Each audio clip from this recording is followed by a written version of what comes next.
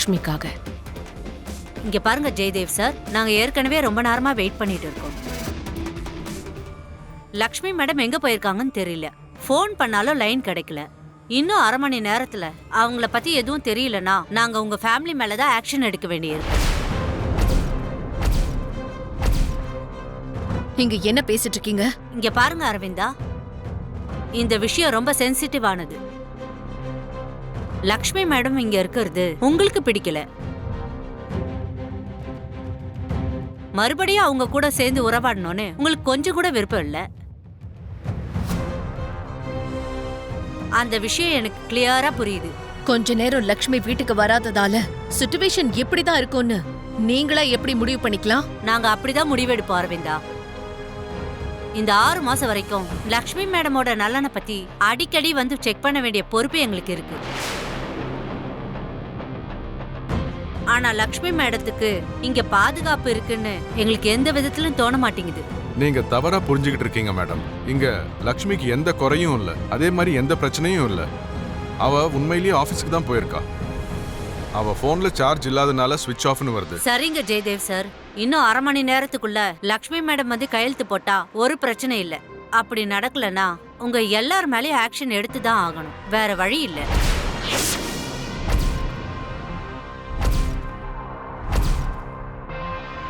அந்த லக்ஷ்மி சொல்லாம கொள்ளாம போனதுக்கு எங்களை வந்து மிரட்டிட்டு இருக்கீங்க. அவ இஷ்டப்படி அவ ஆடிக்கிட்டு இருக்கா. அதுக்கும் எங்க மேல ஆக்ஷன் எடுப்போம்னு சொல்றீங்க? லக்ஷ்மி மேடம் இந்த வீட்ல இருக்கிற வரைக்கும் அவங்கள பாதுகாப்பா பாத்துக்க வேண்டிய பொறுப்பு உங்க எல்லாருக்குமே இருக்கு.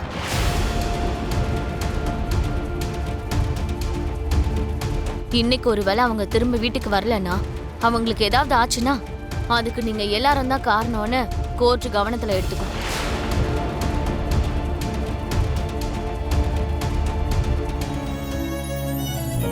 இப்ப என்ன பண்றது? இவர்கிட்ட இருந்து நான் எப்படி தப்பிக்கிறது?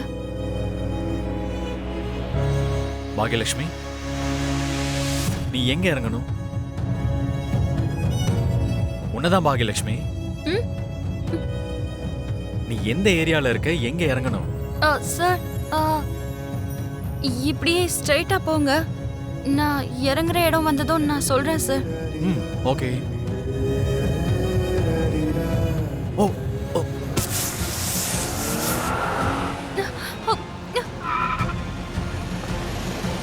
என்னாச்சு மித்ரா சார்? டயர் பஞ்சர் ஆயிடுச்சு போல இருக்கு.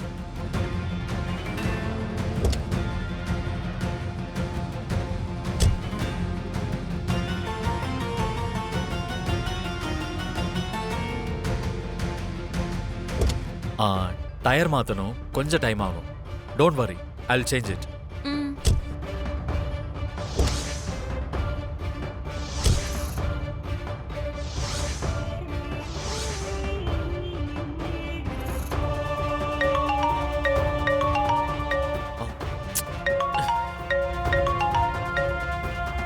ஹலோ.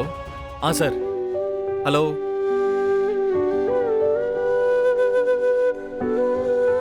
ஹலோ. ஹலோ.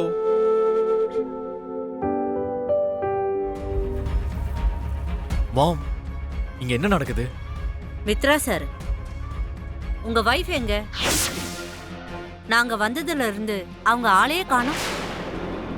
அவங்க எங்க போயிருக்காங்கன்னு வீட்ல இருக்க யாருக்குமே தெரியல. அட்லீஸ்ட் உங்களுக்காவது தெரியுமா?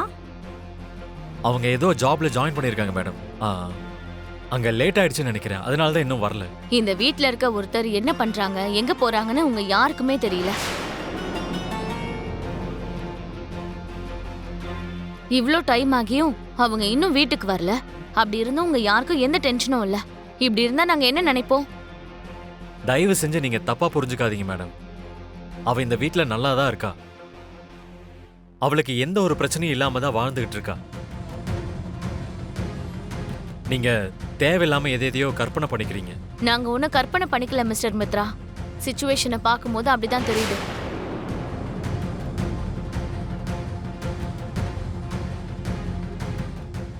இவ்ளோ நேரமாகியும் லக்ஷ்மி மேடமை பத்தி எந்த ஒரு தகவலும் இல்ல. நாளைக்கு நீங்க எல்லாரும் கோர்ட்டுக்கு வர வேண்டி இருக்கும்.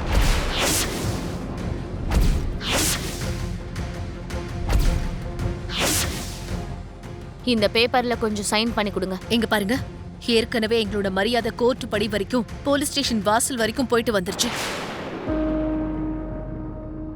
திரும்ப திரும்ப எங்களை கோர்ட் எல்லாம் சுத்த வச்சு இதுக்கப்புறமா எங்களை கேவலப்படுத்துறதுக்கு பாக்காதீங்க. மேடம், நீங்க இப்படி பிடிவாதம் பிடிச்சா கையெழுத்தோட முடியிற விஷயம் வெடிச்சு வேற மாதிரி ஆகும். தயவு செஞ்சு கொஞ்சம் கோஆபரேட் பண்ணுங்க. அரவிந்தா, நீ சும்மா இரு. கையெழுத்து தானே போடணும், ஸ்டேஷனுக்கு வர சொல்லி போட சொல்லல. நீ எதுவும் பேசாத.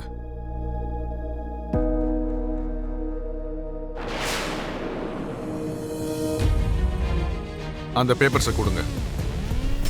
எங்க ஆபீஸ் கிட்ட கேட்ல புதுசா பெயிண்ட் அடிச்சிருக்காங்க. நான் தெரியாம அதை தொட்டுட்டேன். அங்கதான் இது ஒட்டி இருக்கு போல. அங்கதான் ஒட்டி இருக்கோனா இங்க வர வரைக்கும் நீ இதை பாக்கலையா? மனிஷா, எஸ்ஐயும் லாயரும் ரொம்ப நேரமா வெயிட் பண்ணிட்டு இருக்காங்க. இப்போ இந்த டிஸ்கஷன் தேவையா? நீ கொஞ்ச நேரம் சும்மா இரு. லக்ஷ்மி, நீ சைன் பண்ணுமா?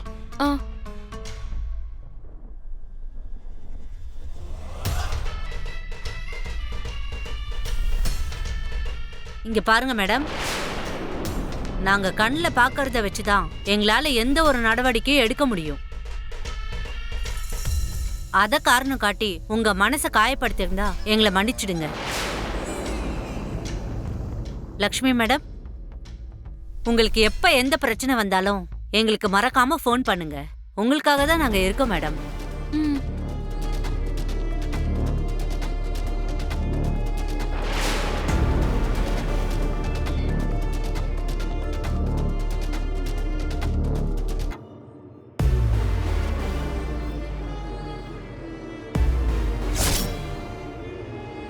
நில்லு லக்ஷ்மி.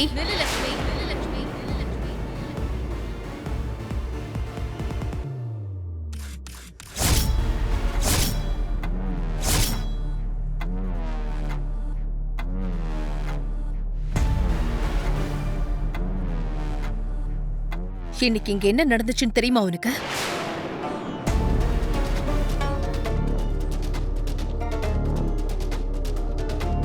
உன்னால இந்த குடும்பத்துக்கு இன்னொரு தடவை பிளாக் மார்க் ஏற்பட்டிருக்கும்.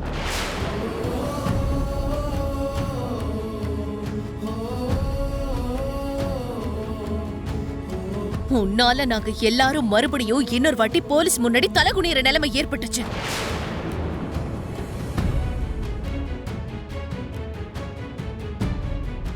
அதுக்கு காரணமான நீ மட்டும் இங்க இருக்கிறவங்க யார்கிட்டயும் எந்த ஒரு மன்னிப்பும் கேட்காம நீ உன் பாட்டுக்கு கிளம்பி போற. எனக்கு தெரிஞ்சு நான் எந்த ஒரு தப்பும் செய்யல அத்தை.